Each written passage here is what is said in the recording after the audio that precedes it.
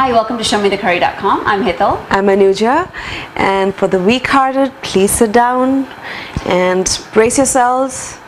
And we're doing Undhiyu today. Yay! Streamers confetti. Now I know this has got to be the most requested recipe, right? We've had a lot of requested recipes, but this has got to take the cake. So here it is today, our version of Undhiyu. And it's a multi-step process. So we already showed you how to make Muthiyia for the Undhiyu. If you watched the previous video, that'll give you the detailed directions on that. And from there, we're going to continue onwards. And since we just finished frying the Muthiyia, we've just lowered the heat for the oil, and it's still sitting over there. We're going to first go ahead and fry the stuff that we need to get that out of the way, and then work on the rest of the process. Right. So right here we have some potatoes which we've peeled and cubed into nice 1-inch size, and we used about 4 medium size. They're between small and medium, about 4 of these potatoes. Right. And again, peeled and cubed, and we rinsed them under water so that all the extra starch goes away. And then we're going to take a paper towel and block them dry. We want them really, really dry before we put it into the hot oil. Yeah, you don't want, you don't want to hurt yourself, and you definitely don't want to put water in there. And the same thing over here. We have a sweet potato over here. We're going to use one of these. So this is approximately what the size is. And we're going to cut it and cube it the same way, dry it up before we fry it.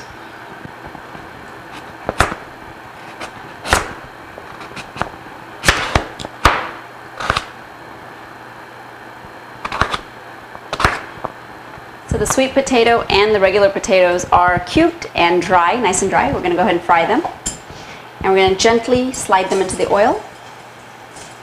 If you want to be safe about it, you can also take your little spatula and put a few in there and drop them in. And we'll fry until they're golden brown on medium heat.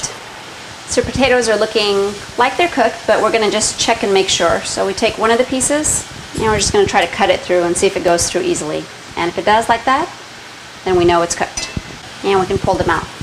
This time we're not lining our plate with a paper towel because we're going to try to use this oil instead of having it soak up. And while the potatoes are still hot right out of the oil, we're going to sprinkle a little bit of salt on it and just toss it around a little. And we're going to do the same with the sweet potatoes.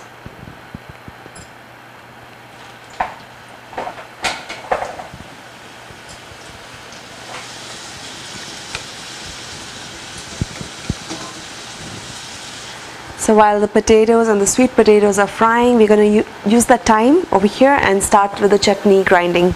So it's a very simple procedure over here. We're going to grind a small bunch of cilantro we've just washed, 1 green chili, again this is to taste, approximately 5 large garlic cloves, and approximately 1 tablespoon of ginger, 1/4 cup of desiccated coconut, so basically dry coconut flakes. Just going to chop down the cilantro just a little bit so it helps in the grinding.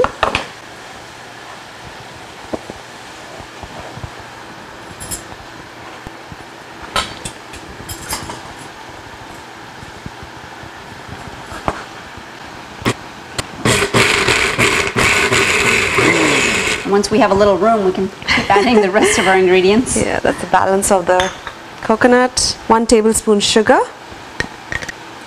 1/2 tablespoon of salt or to taste, 1 teaspoon of cumin seeds or jeera, 2 tablespoons of lemon juice.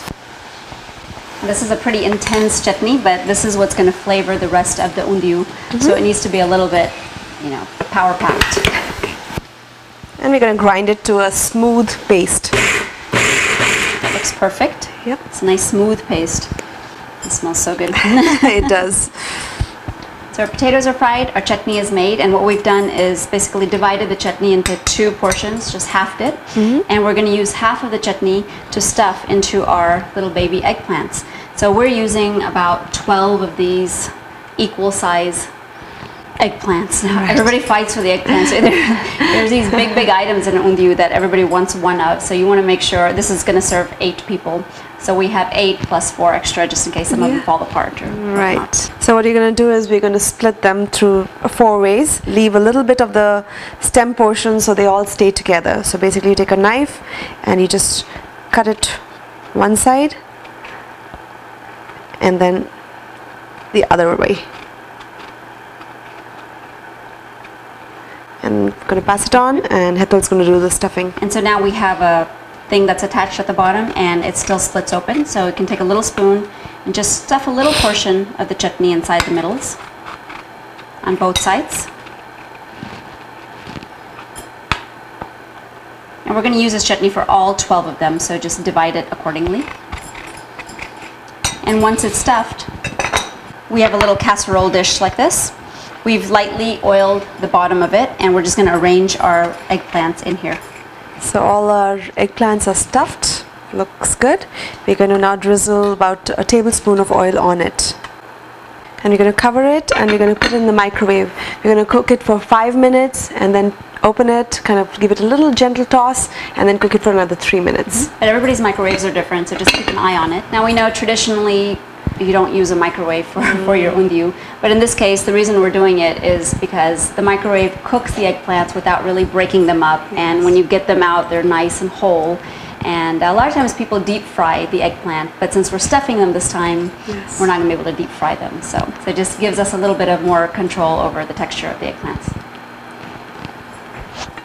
So out of the microwave, 5 minutes.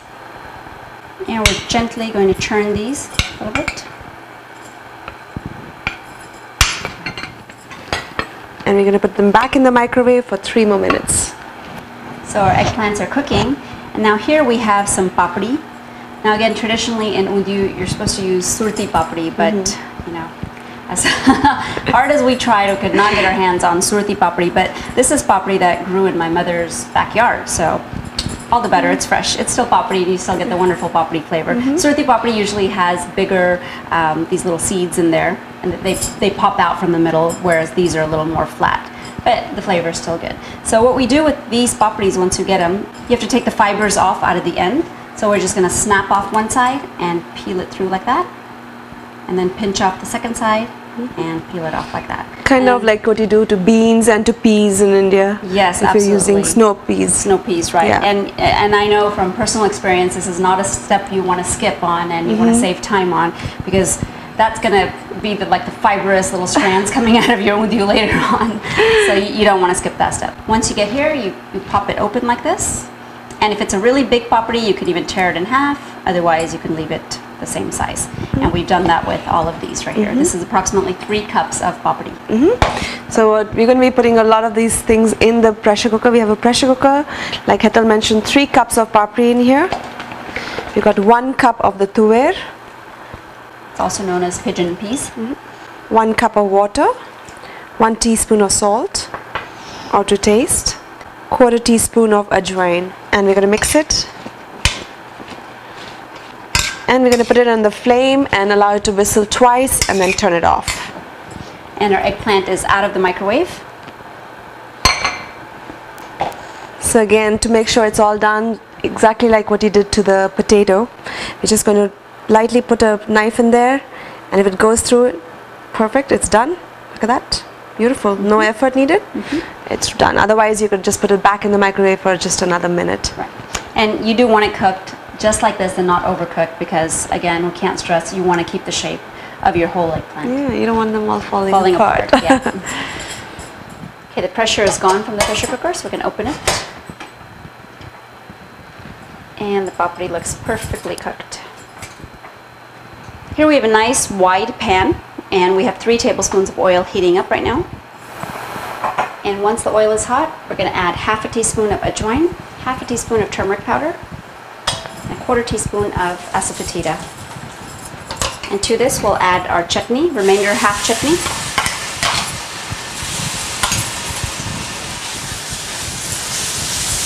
And let it cook for about 30 seconds. And to the chutney we're going to add our cooked papri and tuer along with the liquid.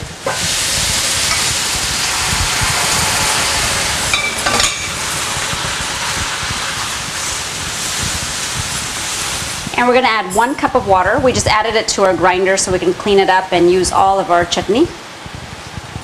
And we're going to wait for the water to come to a boil. Okay, and the water's been boiling for about 1 or 2 minutes. We're going to add in our muthiyia and the potatoes and sweet potatoes. And give it a mix. We'll add 2 tablespoons of coriander powder, 2 teaspoons of cumin powder, and 1 tablespoon of garam masala, and mix.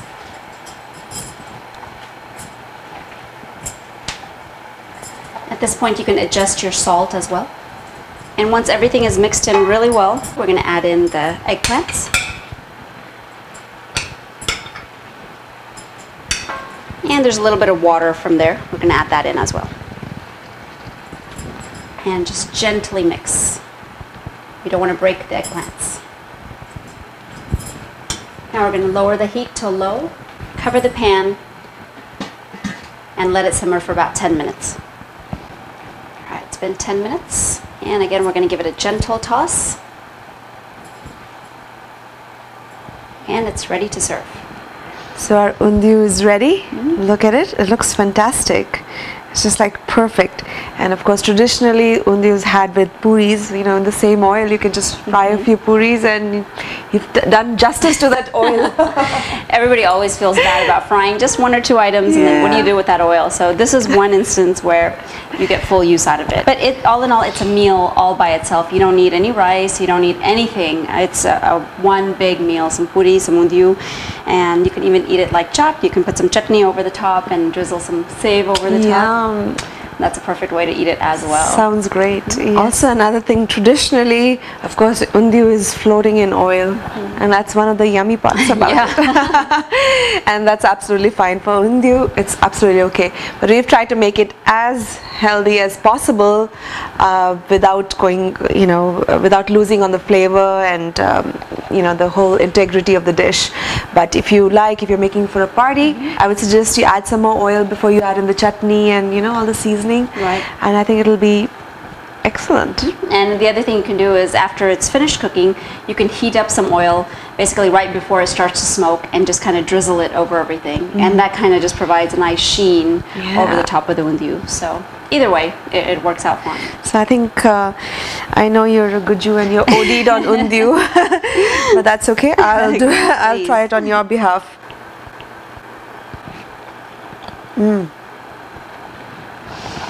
2 thumbs up. Fabulous.